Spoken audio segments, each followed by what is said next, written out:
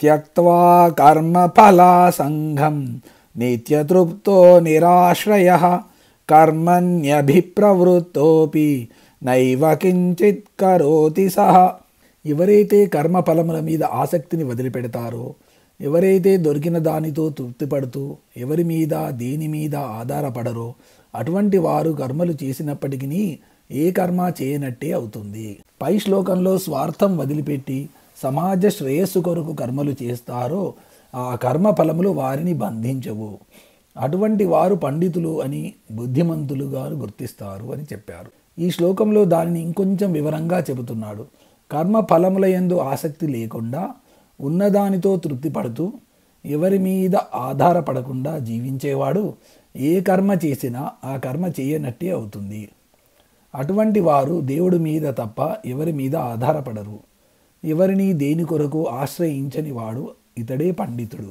ఈ శ్లోకంలో పండితుడికి చెప్పబడిన లక్షణాలు మరొకసారి చూస్తే, కర్మ ఫలముల యందు ఆసక్తి లేనివాడు, ఎల్లప్పుడూ ఉన్నదానితో తృప్తిగా ఉండేవాడు, ప్రాపంచిక విషయములను ఆశ్రయించనివాడు. ఈ లక్షణములు ఉన్న మానవులు ఎన్ని కర్మలు చేసినా వారికి ఆ కర్మ ఫలములు అంటవు. అతడు ఆ కర్మలను చేయనట్టే అవుతుంది. ఈ స్థితిని జీవన్ముక్త స్థితి అని అంటారు. ఈ స్థితికి చేరుకున్న మానవునికి ఏ కర్మ చేయవలసిన అవసరం లేదు. శరీర పోషణార్థము చేసినా దాని ఫలితము, దాని వాసనలు అతనికి అంటవు. ఇంకా వివరంగా చెప్పాలంటే వారు కూడా కర్మలు చేస్తారు, కానీ తాను చేసే కర్మ ఫలము మీద ఎటువంటి ఆసక్తి లేకుండా చేస్తారు. తాను చేసే ఏ కర్మ అయినా ఈశ్వరునికి అర్పిస్తారు. దొరికిన దానితో తృప్తిగా జీవిస్తారు. నిరంతరం ఆత్మానందంలో మునిగి తేలుతుంటారు. వారి ఆనందము పరిమితం కాదు, అపరిమితము. అటువంటి ఆనందము ఎల్లప్పుడూ సకల కాలములలో ఉంటుంది. కానీ బాహ్య వస్తువుల నుండి పొందిన ఆనందం మాదిరి ఈరోజు ఉండి రేపు పోయేది కాదు. ఇటువంటి వారు దేనిని ఆశ్రయించుకొని ఉండరు, స్వతంత్రంగా ఉంటారు. బయట ప్రపంచంలో దొరికే ఏ వస్తువులను కోరుకోరు, ఏ వస్తువు మీద ఆధారపడరు. ఈ వస్తువు లేకపోతే నేను బతకలేను అనే భావం కలగదు. ఎల్లప్పుడూ ఆత్మస్వరూపాన్ని ఆశ్రయించుకొని ఉంటారు. అటువంటి వాడు ఎన్ని కర్మలు చేసినా చేయనట్టే ఉంటాడు. ఇంతకుముందు శ్లోకంలో చెప్పిన కర్మయందు అకర్మను చూడటం అంటే ఇదే. ఇటువంటి వారు సన్యాసులే కానక్కర్లేదు. కేవలం కాషాయాలు కట్టుకొని దండం చేత పట్టుకున్నంత మాత్రాన, మఠాధిపతులు, వేల కొద్ది భక్తులు ఉన్న స్వామీజీలు అయినంత మాత్రాన జ్ఞానులు కారు.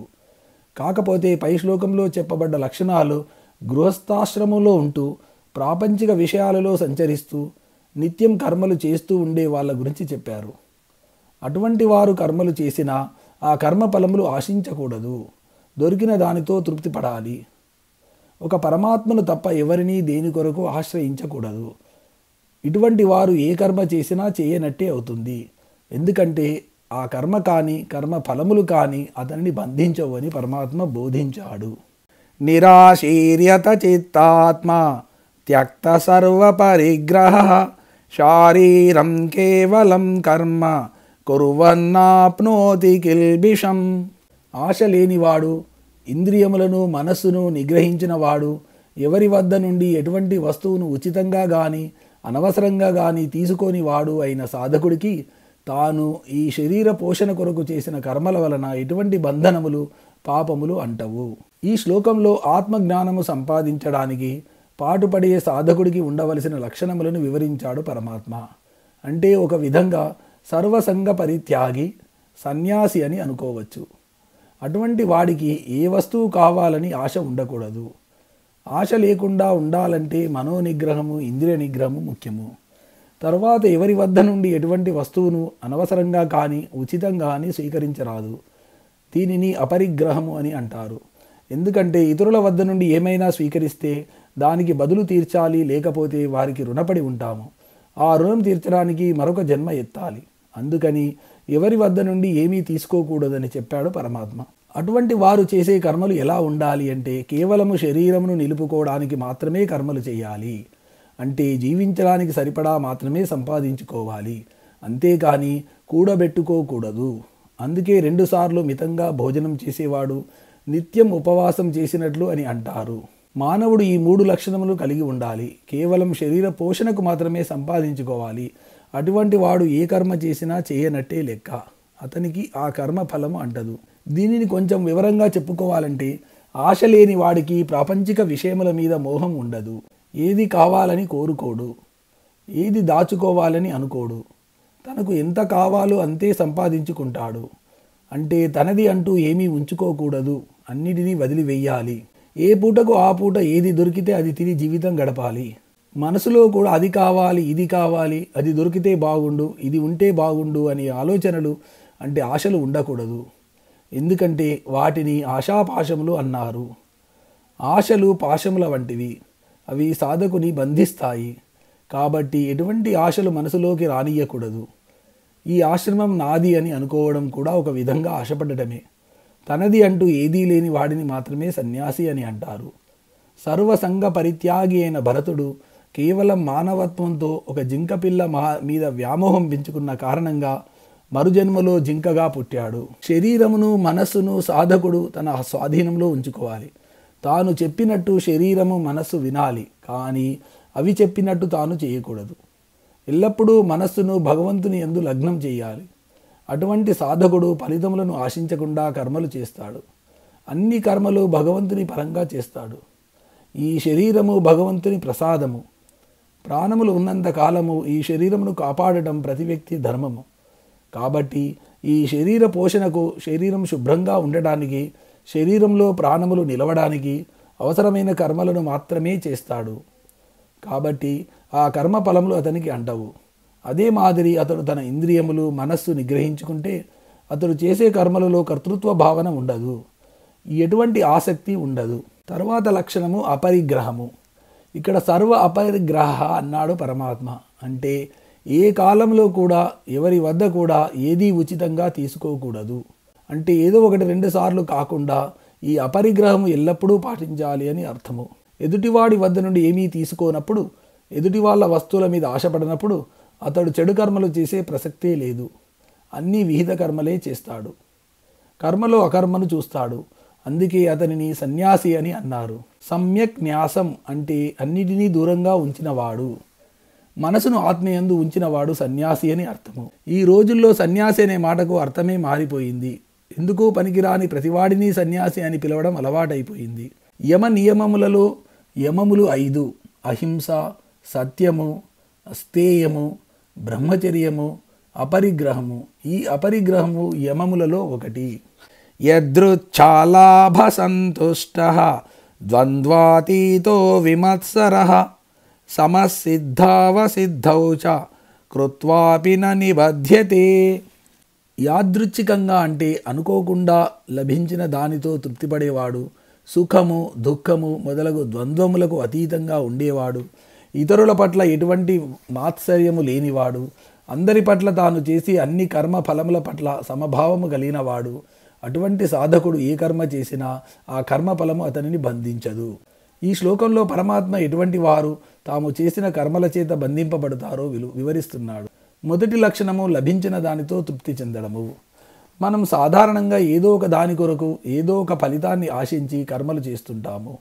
ఆ ఫలితం వస్తుంది కానీ తృప్తి ఉండదు. ఇంకా ఏదో కావాలని ఆరాటము, దాని కొరకు మరొక కర్మ, ఆ కర్మ ఫలంతో కూడా తృప్తిపడము.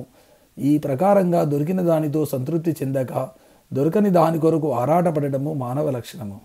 కానీ ఆత్మజ్ఞానము సంపాదించే సాధకుడు మాత్రము అప్రయత్నంగా తనకు లభించిన దానితో తృప్తిపడతాడు.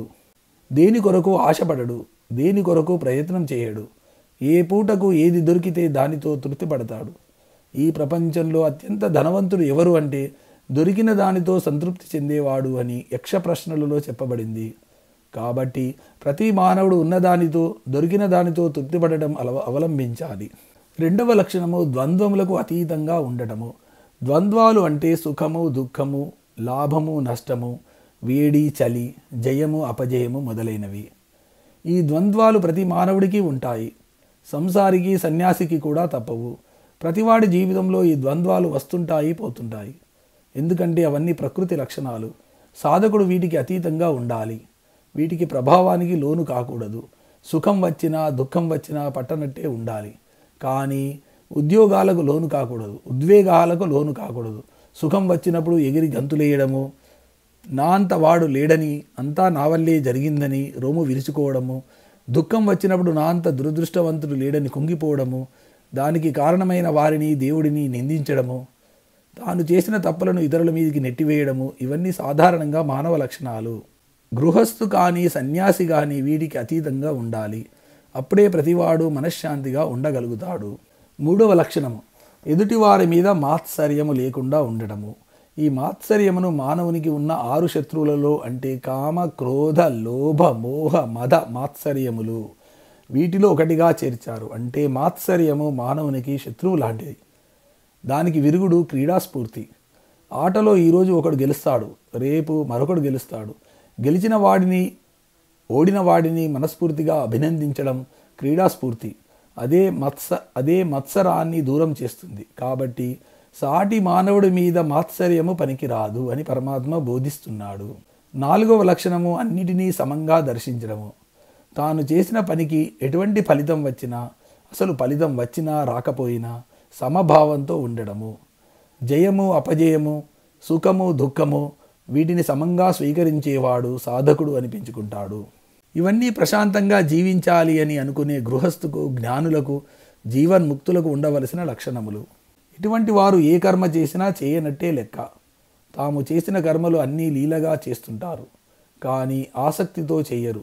ఏదో ఫలితం వస్తుందని చేయరు. ఒకవేళ ఫలితం వచ్చినా ఆ ఫలితాన్ని పరమాత్ముడికి అర్పిస్తారు, కానీ తాము ఉంచుకోరు. కాబట్టి కర్మ, జ్ఞానము ఒకదానితో ఒకటి పెనవేసుకొని ఉన్నాయి. నిష్కామ కర్మ చేస్తే కానీ జ్ఞానం రాదు.